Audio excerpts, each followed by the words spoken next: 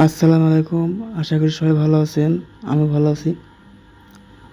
আজকে বিজ্ঞপ্তি হচ্ছে বিএসসি লিখিত পরীক্ষা মৌখিক পরীক্ষা সময়সূচি প্রকাশ করা হয়েছে।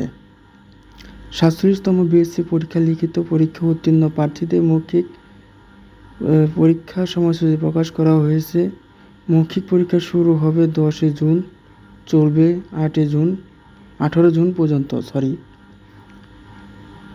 মে মাস আছে 15 তারিখ, 10 জুন থেকে চলবে 18 জুন পর্যন্ত চলবে।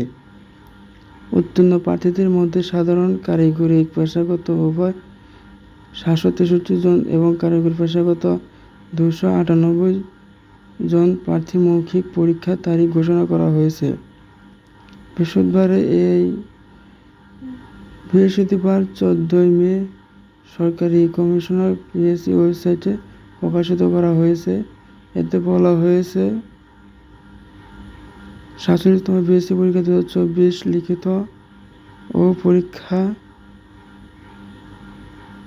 সাময়িকভাবে উত্তীর্ণ প্রার্থীদের মধ্যে সাধারণ ও কারিগরি পেশাগত উভয় 763 জন 298 জন মৌখিক পরীক্ষা উত্তীর্ণ তারিখ ও সময়সূচি অনুযায়ী ঢাকা, আগারগাঁও, বাংলাদেশ সরকারি কর্ম কমিশন ও প্রধান কার্যালয়ে অনুষ্ঠিত হবে।